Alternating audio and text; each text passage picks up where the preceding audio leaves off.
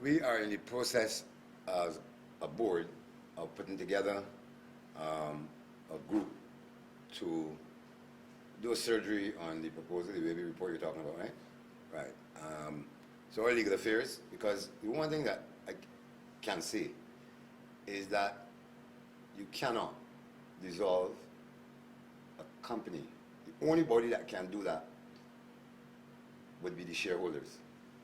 And the shareholders of Cricket West Indies are Jamaica, the Leeward Islands, Barbados, Trinidad, Guyana. 6 shareholders. So it is a proposal. When the Patterson report came, 85% of the proposals within that report were adopted.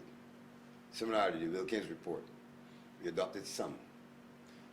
The one thing that we, and I have been on the Western Cricket board for all of them, we have not accepted is to put a council of 20-odd people on top of a board. That is a model that is used by the governments that fund UWI. Governments do not fund Cricket West Indies. They talk about it, but they don't put any money in it. RIAT, and if you look at what has happened to those 2 entities that have councils sitting on top of a board, you'll understand why successive West Indies cricket boards have resisted that. I personally feel it's nonsense. And you put a council of 21, people who have no connection with cricket. Exactly what has happened with RIAT, what happened to West Indies cricket.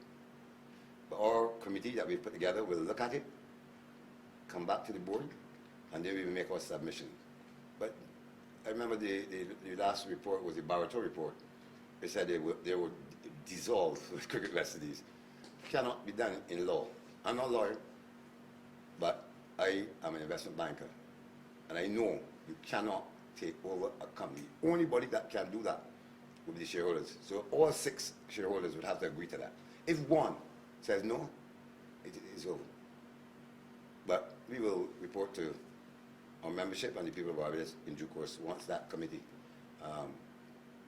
does a surgery on this report. But on the fundamental point of reducing the size of the board of directors Well, to 9, yeah. As you said, you have corporate experience. Yeah. We know that that's the trend globally to have small, nimble boards. Yeah. How do you see that proposal? Well, we used to be at 9.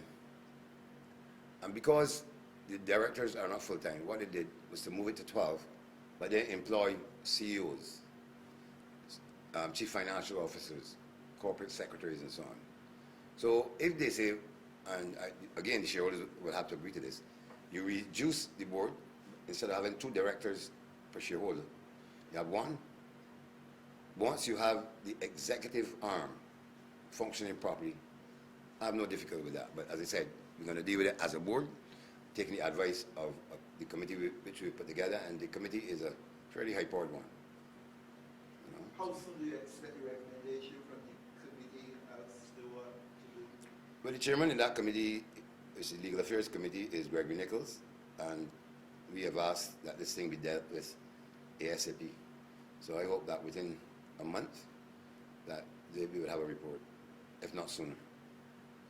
But you know what, with this COVID now, we're doing things virtually and so on, but I think Gregory understands the urgency to ensure that they meet and get a report together.